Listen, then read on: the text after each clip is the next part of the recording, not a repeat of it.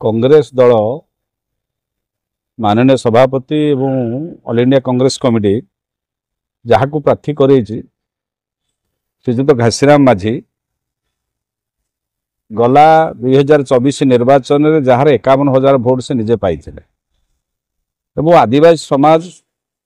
अनुसूचित जनजाति समाज से जन दक्ष और टाणुआ नेता नुआपड़ा निर्वाचन मंडली रे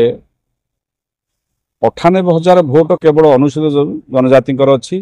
38,000 भोट अनुसूचित जातिर अच्छी एवं पछुआ वर्ग समाज 1,24,000 ऊर्ध्व भोट अच्छी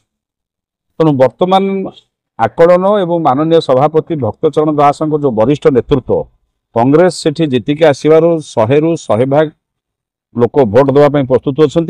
500 दिन सरकार भारतीय जनता पार्टी एवं ओडिशार मुख्यमंत्री मोहन चरण माझी जो सरकार चली डबल इंजिन सरकार से इंजिन सरकार फेल हम ताको प्रार्थी मिललानी भड़ारे विजु जनता दल प्रार्थी की नहीं प्रार्थीत्व दाखल कर तेणु कांग्रेस स्थिति मजबूत रही आम जनता से निश्चित भाव में अच्छा कांग्रेस को भोट देवे विपुल संख्यार घासीराम माझी विधायक ही विधानसभा को आसो देखो जेहेतु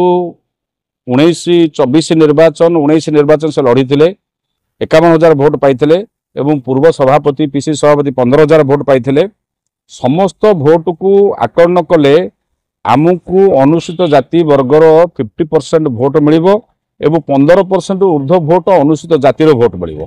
जनजाति जाति पछुआ वर्ग समाज जो जादव समाज अच्छी से भोट प्राय 13% आसो आमको मिनिमम 63 रु 67% भोट ये कांग्रेस सपक्ष देखिए जादव भोट कथा कहूँ जादव भोट